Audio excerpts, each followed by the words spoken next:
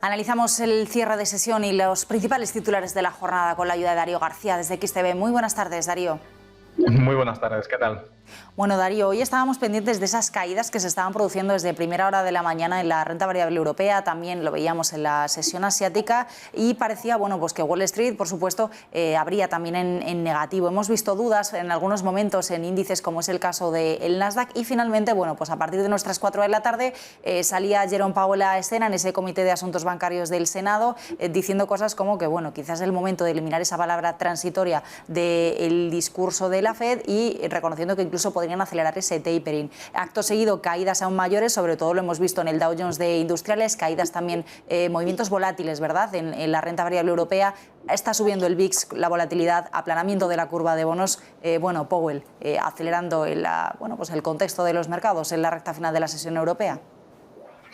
Eso es, venimos arrastrando una segunda sesión en la semana principalmente motivada por las noticias y el impacto de las noticias respecto a la nueva variante de Omicron, pero se esperaba como agua de mayo la segunda comparecencia de Powell en el Senado junto con la secretaria de Tesoro Janet Yellen, que recordemos que es la expresidenta también de la Reserva Federal, y que en este caso Powell finalmente ha admitido que deberíamos quitar el adjetivo de transitorio a la situación respecto a la inflación y que incluso la situación actual podría mantenerse al menos hasta mediados del año que viene. Plazos más o menos estimados para los que se supone que debería haber en principio al menos una primera subida de tipos de interés. El segundo parámetro que se refiere a la posibilidad de reducir los plazos de la recompra de la reducción de la política monetaria, es decir, del tapering, ya algunos miembros de la Reserva Federal, recordemos la semana pasada, indicaban que podría perfectamente incrementarse esa reducción desde los 15.000 millones hasta los 30.000. Veremos si esa cifra coincide con la próxima reunión del mes de diciembre, donde Powell podría indicar ese aceleramiento del proceso de reducción de los estímulos monetarios. ¿En qué se traduce eso? Pues en primer lugar que estamos ante un contexto inflacionario que se va a dilatar más de lo que pensábamos, porque en este caso las palabras de Powell podríamos decir que se están tomando como un dogma, y en segundo lugar que al reducir de una manera más agresiva la política monetaria vamos a ver una reducción más agresiva de la liquidez en los mercados, que sabemos que el principal filtro por el cual pasa esta liquidez son los mercados financieros. Los índices que más sufren son los que más han recibido esta liquidez durante los últimos 18 meses y el Nasdaq es buena muestra de ello. Aparte, independientemente de ese contexto, seguimos viendo al IBEX 35 muy penalizado, muy descorrelacionado con el resto de índices europeos en términos generales, aunque en términos locales las caídas generalizadas se están viendo en todos los índices europeos y el IBEX 35 es el índice europeo de nuevo que más cae durante la sesión y está poniendo prácticamente en riesgo el cerrar el 2021 en positivo. Todavía tenemos el 2021, el mes de diciembre por delante, pero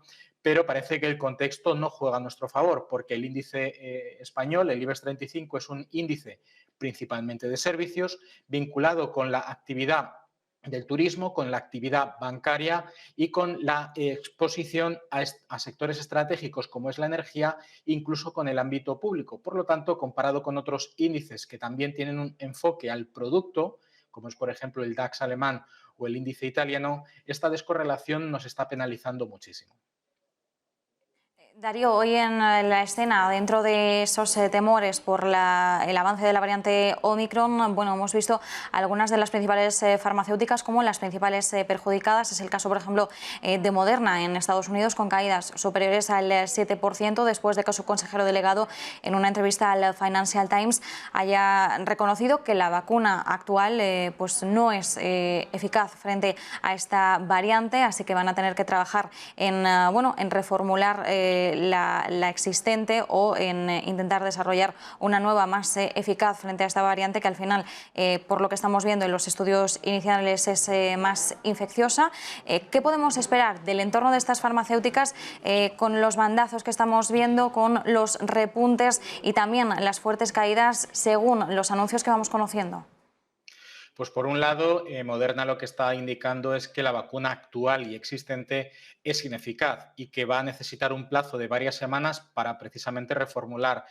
la vacuna existente para que sea más eficaz con la variante Omicron. Pero por otro lado, efectivamente, la clave de esta nueva variante no es que sea más agresiva en cuanto a los efectos que pueda tener sobre los infectados, que ya han indicado desde Sudáfrica y desde aquellos que han identificado esta nueva variante que el problema no está en que la casuística de aquellos infectados pues tenga un mayor índice de riesgo respecto a una posibilidad de fallecimiento, sino que el factor crucial que se está teniendo en cuenta en esta nueva variante es el carácter infeccioso, que es mucho más fácil de transmitir. Y aunque eso es potencialmente un problema, porque implica que habrá posiblemente un mayor número de infectados en términos relativos, como lo hemos visto en comparación, por ejemplo, con la variante Delta, que no ha requerido inicialmente de una nueva reformulación. En el caso de Omicron no es tanto que vayamos a combatir unos efectos más agresivos sobre los pacientes infectados, sino evitar en el origen que haya infecciones. Y eso es lo que está perjudicando incluso a las farmacéuticas,